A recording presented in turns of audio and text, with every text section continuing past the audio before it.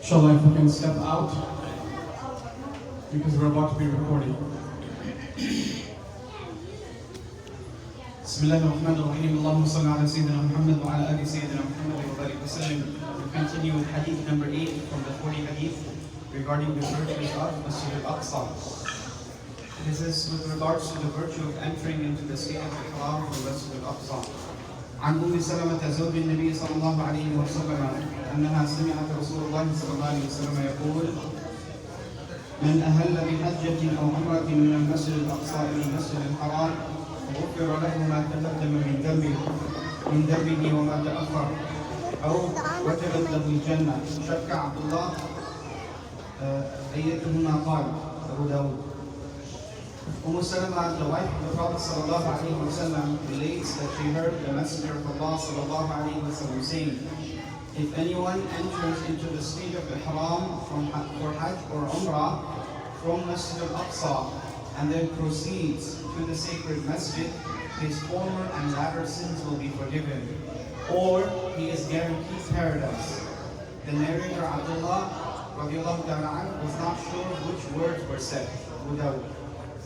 Once again, Salama, the wife of the Prophet ﷺ, relates that she heard the Messenger of Allah ﷺ saying, if anyone enters into the state of Ihram for Hajj or Umrah from Masjid Al-Aqsa and then proceeds to the sacred masjid, his former and latter sins will be forgiven, or he is guaranteed paradise. The narrator Abdullah was not sure which words were said.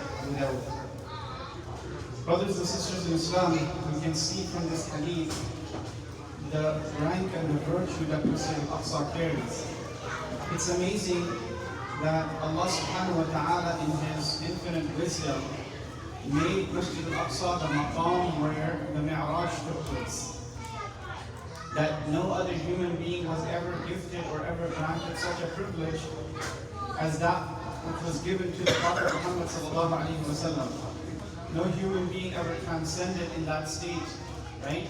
Where they were still a bashar, and they transcended and they went up into the heavens and they passed, all of these maqamat, all of these places, right, that are related to the hereafter, right, that are beyond this world. And we also know where the Prophet ﷺ was taken. So it's amazing that in His infinite wisdom, Allah subhanahu wa ta'ala, the same way that He made Masjid Al-Aqsa the maqam of the Mi'raj, that Allah subhanahu wa ta'ala gave us the opportunity for those of us in the Ummah to be able to attain such a huge reward. Literally, the Prophet ﷺ is saying that person who dons their ihram. Normally we know that for the people that are coming for the Umrah and the Hajj, before they pass the boundaries, which are known as the miqat, that is when they put on their ihram. Right?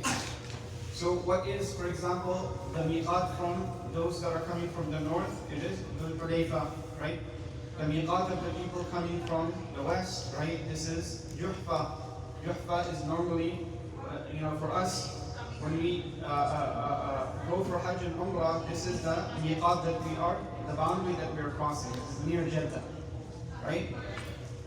So one of our scholars, they mentioned that why is it that this huge reward is attained for a person who dons their ihram from Masjid Al-Aqsa? The reason being is that because Masjid Al-Aqsa is located in the north, in Bilad al-Sham, right? So it is likely that a person, especially in those times, beyond air travel and other things, that when they were traveling, they would pass by the city of the Prophet ﷺ. And then they would come and they would traverse and they would come to Makkah Mukarramah. And so the reward exists there. Perhaps it is because a person is being able to receive from the virtues and rewards of all three sacred months. And this is why perhaps the Prophet ﷺ is saying that wajabat lahu al-jannah, according to one iteration of this, that Jannah becomes wajib for this person. Because imagine the spiritual experience that a person is undergoing, that they don their ihram at the place of Mi'raj, right, in the Masjid Al-Aqsa. And then, subhanAllah, they're passing by the Prophet ﷺ in Masjid Al-Nabawi and Madinatul Munawwara. And then they're coming to the Umrah or the Hajj at the sacred city. Allah Akbar, what type of spiritual rank must this person have? So perhaps this is one of the reasons why such a great reward is being mentioned. Even if we don't take this iteration, wajabat lahu al-jannah, that Jannah becomes obligatory upon this person, if we take the other meaning, where the Prophet ﷺ is saying, غُفِرَ لَهُ مَا تَقَدَّمَ مِنْ ذَنْبِهِ وَمَا تَأَخَّرَ. Normally, whenever we come across these types of narrations, we see one, غُفِرَ لَهُ مَا تَقَدَّمَ مِنْ ذَنْبِهِ, that whatever previous sins the person has done, Allah will forgive those sins. But we don't hear وَمَا تَأَخَّرَ, that person's sins are forgiven, whatever he has done in the past as well as in the future. Again, this reward is perhaps pertaining to the spiritual hal and the state of a person who undergoes the experience of these three auspicious maqamat and places. Perhaps it is for this reason that the Prophet ﷺ is mentioning such a great reward. May Allah subhanahu wa ta'ala give us all the tawfiq and the ability that we're able to fulfill this virtue. This is one of the reasons why the three haram tours, right, doing Umrah or Hajj, mashallah, there are people who are fortunate, they're able to don their ihram for Hajj from Masjid Al-Aqsa, and they, subhanAllah, come and then they're able to perform their Hajj. Imagine what type of virtue and reward they're getting. So may Allah subhanahu wa ta'ala allow us to benefit from it. May Allah subhanahu wa ta'ala allow us to be able to understand, the significance of that opportunity and the reason why Masjid Al-Aqsa is so dear to us. And that Allah subhanahu wa ta'ala continue to keep His nasab and His fath on top of Masjid Al-Aqsa and the land of Palestine and the Palestinian people itself. May Allah subhanahu wa ta'ala make it easy for them. May Allah alleviate their suffering. May Allah subhanahu wa ta'ala accept their dead. May Allah accept all of their sacrifices that they are making and they have made and they have been making. May Allah subhanahu wa ta'ala allow us to understand and empathize with them and their plight and their situation.